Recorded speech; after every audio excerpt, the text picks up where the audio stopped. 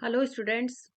इस वीडियो में आज हम चैप्टर 8 जो है जिसका नाम है the case of the sharp eyed jeweller, इसको शॉर्ट में डिस्कस करेंगे और आपका क्विक रिवीजन हो जाएगा। तो चलिए स्टार्ट करते हैं। इसको निकोलस बेंटली ने लिखा है। इस स्टोरी का जो नरेटर है उसका नाम है विलियम मॉरिस। तो ये अपनी स्टोरी बता रहा है और यह एक ज्वेलर के यहाँ पर काम करता है। ये उसका असिस्टेंट है। स्टोरी के स्टार्टिंग में वो अपनी हॉबी के बारे में डिस्कस करता है। वो अपनी हॉबी बताता है कि जो उसकी हॉबी थी वो क्राइम और क्रिमिनल्स को स्टडी करना था और 30 सालों से जो ग्रेट ऑथर्स थे उनकी वो क्राइम स्टोरी पढ़ता था।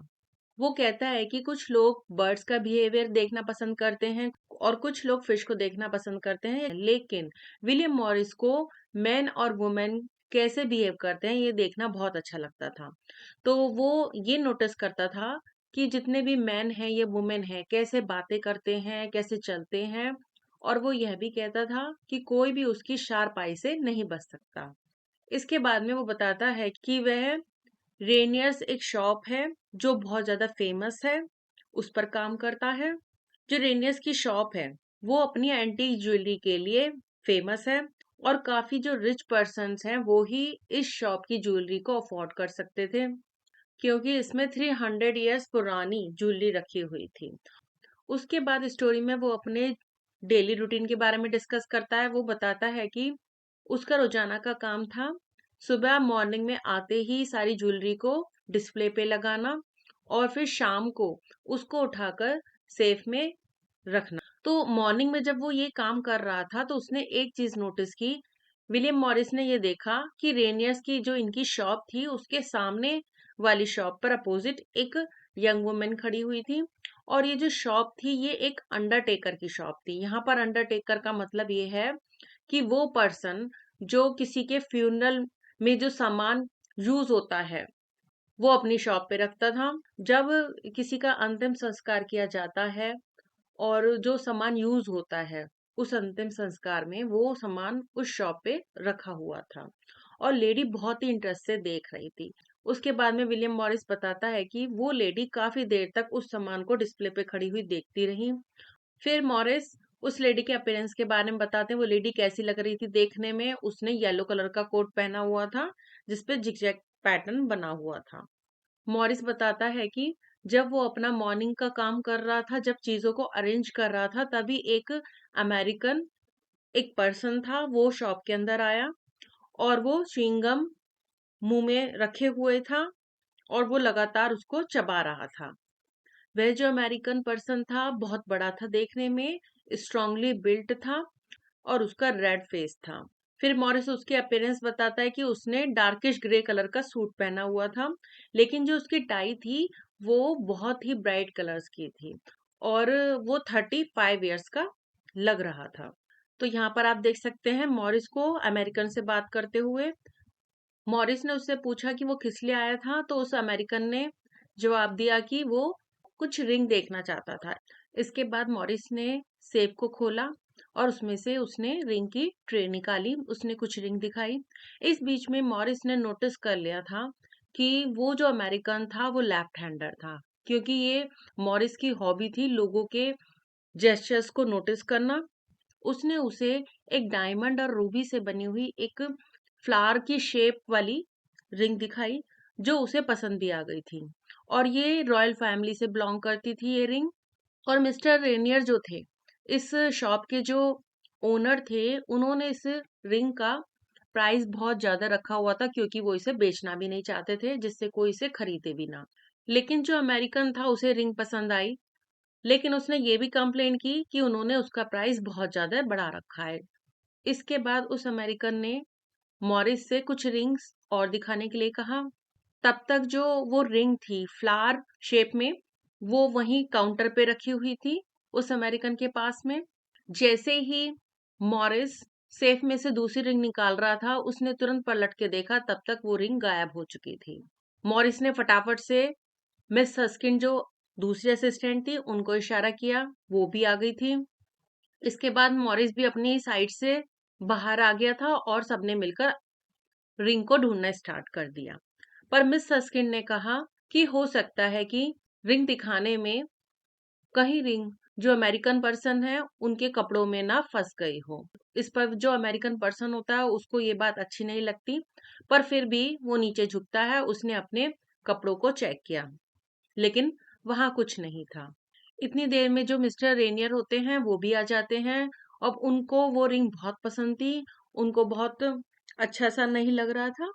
तो मिस्टर रेनियर ने अमेरिकन जो पर्सन है उनको कहा कि मुझे अच्छा तो नहीं लग रहा है, लेकिन जो इंश्योरेंस कंपनी वाले हैं मुझे उन्हें ये सारी बात बतानी पड़ेगी। मुझे ये भी बताना पड़ेगा कि मैंने आपके कपड़ों को भी अच्छे से सर्च कर लिया था, तो प्लीज मुझे माफ कीजिए, मुझे ये काम करना ही पड़ेगा।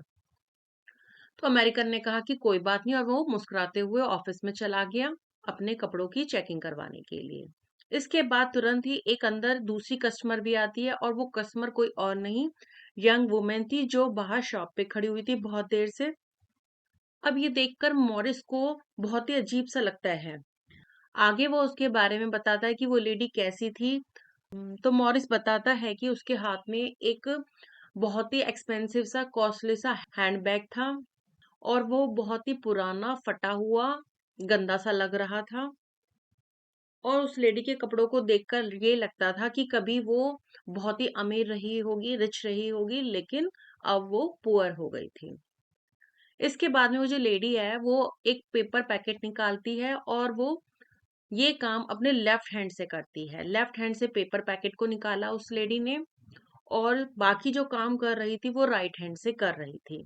तो ये देखकर थोड़ा सा मॉरिस को अजीब तो लगता है। उस लेडी ने उस पेपर पैकेट में से एक चीप सी सस्ती सी ज्वेलरी निकाली, एक ब्रॉच निकाला, और उसको ठीक करने के लिए कहा। इस पर मॉरिस ने बताया कि रेनियस की शॉप पर कोई चीजें रिपेयर नहीं होती हैं, रेनियस की शॉप पे सिर्फ एंटीक ज्वेलरी को बेचा जाता है। तो जब ये दोनों बात कर रहे थे आपस में, तभी एक्सीडेंटली वो जो पेपर था जिसमें वो ब्रॉच जो था रैप हुआ हुआ था, वो पेपर नीचे गिर जाता है।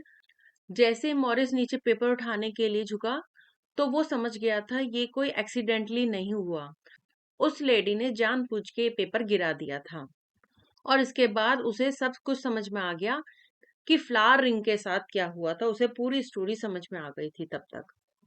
इसके बाद में मॉरिस ने वो पेपर उठाकर उस लेडी को दे दिया, और उस लेडी ने वो जो अपना ब्रॉच था उसको लपेटकर जल्दी से वो बाहर जाने लगी। तभी मॉरिस ने उसको रोका, और उसने कहा यदि आप नहीं रुकी तो मैं अलार्म को प्रेस कर दूंगा, और जिससे डोर अपने आप ही लॉक हो जाएगा। मॉरिस ने उससे ये भी कहा कि मुझे रिंग दे दें। इसके बाद में वो जो लेडी होती है वो बहुत ज्यादा डर जाती है। वह तुरंत अपनी पॉकेट से रिंग को देकर वहां से भाग जाती है। तभी ऑफिस में से मिस्टर रेनिया उस अमेरिकन पर्सन के साथ बाहर आते हैं। अमेरिकन पर्सन बड़ा ही सेटिस्फाइड था क्योंकि उसके कपड़ों में से कुछ नहीं मिला था। इसके बाद मॉरिस ने अपने हाथ में से वो रिंग दिखाई। इसको देखकर अमेरिकन फटाफट से वहां से तेजी से शॉप से भाग गया, क्योंकि उसे समझ में आ गया था कि उसकी चोरी पकड़ी गई है। मिस्टर रेनियर अपनी रिंग को वापस पाकर बड़े खुश होते हैं, और उससे जानना चाहते हैं मॉरिस से कि उसे वो रिंग कैसे मिली और कैसे उसने इसका पता लगाया। तो मॉरिस जो होता है वो एक एक करके सारी बात बताता है। वो कहता है कि जो सबसे पहले जब अमेरिकन इनकी शॉप में आया था, तो उसे तभी डाउट हुआ था, क्योंकि जितने भी अमेरिकन होते हैं वो मॉडर्न ज्वेलरी पसंद करते हैं, और उस अमेरिकन को ये तक नहीं पता था उसे किस तरह की रिंग चाहिए, किस तरह की ज्वेलरी चाहिए। तो उसे थोड़ा सा उसको देखकर अजीब लगा था। फिर इसके बाद में मॉरिस है, वो बताते हैं कि फिर जो वुमेन थी वो काफी देर तक सामने वाली शॉप पे खड़ी रही थी, ये मुझे थोड़ा सा अजीब लगा। और मुझे थोड़ा सा ये भी स्ट्रेंज लगा, जब उसे हमारी शॉप पर आना ही था तो वो सामने वाली शॉप पर इतनी देर तक क्यों खड़ी थी, और क्यों वो एक सस्ता सा ब्रॉच जो था रिपेयर कराने के लिए हमारी शॉप पर आई थी, क्योंकि जो रेनियर्स की शॉप थी एंटीक ज्वेलरी के लिए ही फेमस थी। इसके बाद में मॉरिस आगे बताता है कि जब वो लेडी काउंटर पर आई थी तो उसने अपने बैग में से जो पेपर पैकेट था वो लेफ्ट हैंड से निकाला, और बाकी काम वो राइट हैंड से कर रही थी। और उसने अपना लेफ्ट हैंड वहीं रखा हुआ था जहां पर उस अमेरिकन ने अपना लेफ्ट हैंड रखा था जब वो रिंग चोरी हुई थी। तो ये सब चीजें जो थी मॉरिस ने अच्छे से नोटिस कर ली थी। और उसके बाद में मॉरिस ने ये भी बताया कि जब वो सेफ में से रिंग्स की जो ट्रे थी उसे निकाल रहा था, तब जो अमेरिकन वो जो च्युइंगम चबा रहा था वो उसके मुंह में नहीं थी। उसे ये भी डाउट हुआ कि उसने च्युइंगम कहीं डाली नहीं, क्योंकि उनके पास में कोई शॉप में डस्टबिन नहीं रखा हुआ था, ना फ्लोर पे पड़ी हुई थी। तो उसे डाउट हुआ कि उसने जरूर ये च्युइंगम को टेबल के नीचे चिपका दिया होगा, और जो रिंग थी उसने उस गम पर चिपका दी होगी, जिससे वो गर्ल अंदर आए बाद में और उसे वहां से ले ले। और बाद में मॉरिस ये भी बताता है कि उसे वो जो गम थी वहीं पर मिली जहां पर उसे डाउट था, और उस पर रिंग का एक मार्क भी बना हुआ था। तो इस तरह से मॉरिस ने एक कॉस्टली रिंग को चोरी होने से बचा लिया था।